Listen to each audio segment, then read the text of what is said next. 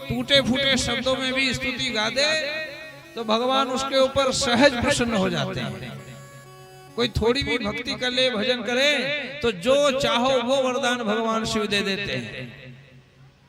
अरे एक दैत्य ने तो भगवान शिव का भजन किया, तपस्या की, और भगवान शिव प्रसन्न हुए, कहा वरदान मांग लो। तो मालूम उसने क्या मांगा? भोलेनाथ आपके हाथ में कंकण है और इसमें ऐसी शक्ति है कि ये जिसके हाथ में हो और जिसने इस कंकण को धारण किया हो, वो व्यक्ति यदि किसी के सिर पर हाथ रख दे तो वो भस्म हो जाए। ये कंकण दे दो, ये तपस्या के बदले। शंकर भगवान का तुझे कंकण पसंद है तो ले ले ले, उतार करके दे दिया। अब उसने कंकण प्राप्त कर लिया तो शंकर भगवान से क्या कहा? हमें आपके कंकण के ऊपर पूरा भरोसा नहीं, हम तो प्रैक्टिकल करके देखेंगे पहले। तपस्या तो हमने करी, पता नहीं कहीं आपने दूसरा ना दे दिया हो, हम तो प्रैक्टिकल करेंगे, प्रयोग करेंगे। तो शंकर भगवान ने कहा कर ले। कहा तो और किसके पास करने जाऊं, मुझे तो आप ही दिख रहे हो, मैं तो आपके कंकण का प्रयोग आपके ऊपर करूंगा। और लगा शिव जी के पीछे, भगे भगवान भोलेनाथ। भगवान श्री हरि को पुकारा शंकर भगवान ने।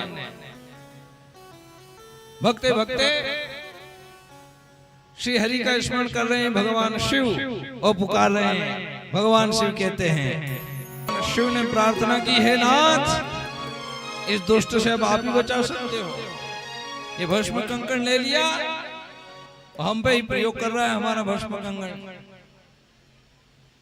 जैसे ही शिव ने प्रार्थना की, सोई रास्ते में भगवान प्रकट हो गए एक ग्वाले के रूप में।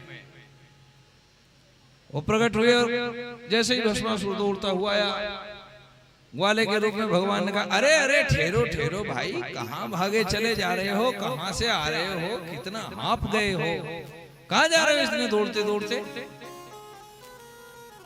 भस्मासुर बोला, अरे तू कौन है भाई, हट जा लग। वो भगवान शंकर भग जाएंगे दूर। अरे रुक जाओ, तो नहीं ठहर जाओ, कहाँ जाएंगे भगकर, यहीं तो है, क्यों भग रहे हो, क्या बात है।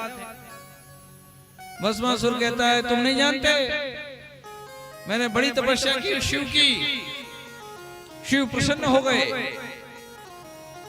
कहा वरम ब्रूयात, वर मांग लो। तो मैंने भस्म कंकण मांग लिया। अब कंकण तो शिव ने दे दिया, लेकिन मैं इसको सिद्ध करना चाह रहा हूं कि कंकण सही में काम भी करता है। अरे भैया, इसमें शिव के पीछे भगने की क्या बात है? कहा क्यों? अरे देखो, हम बताएं युक्ति आपको कि इस कंकण की कैसे परीक्षा, इसका क्या विशेषता है। बोले इस कंकण में दाहक शक्ति है, जो धारण कर ले और किसी के सिर पर हाथ रख दे तो उसको भस्म कर दे। अच्छा, ऐसा विचित्र कंकण है? हाँ। अच्छा, तुम्हारे हाथ में है? हाँ। अच्छा, एक काम करो, मैं बताता हूँ ये कंकण सिद्ध भी है कि नहीं। का कैसे? का देखा, तुम्हारे सिर के ऊपर हाथ करो ऐसे। अच्छा, हमें भस्म करने की तो मैं हो क्या? का नहीं ना, सिर पे रखो मत, थोड़ा ऊपर रखना सिर से।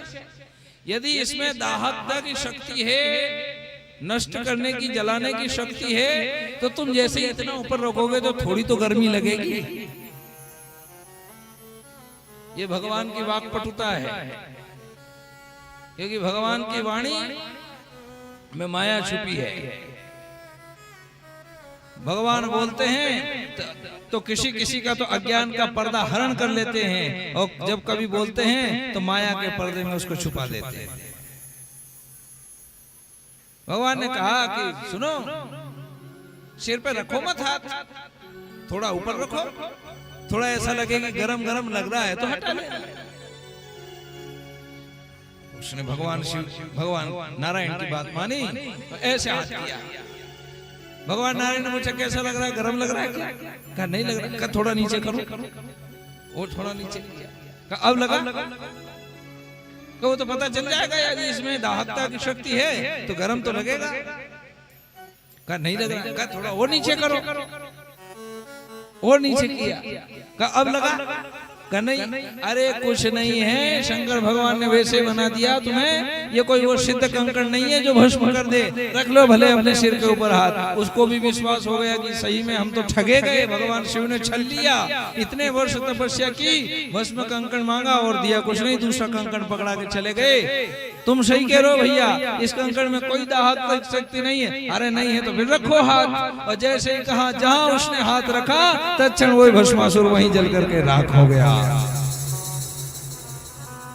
भगवान शंकर निकल के आए, आज हो नारायण आपके पास है युक्ति बचाने की, वरना आज तो ये हमारा कंकड़ हमारे ऊपर ही प्रयोग कर बैठता।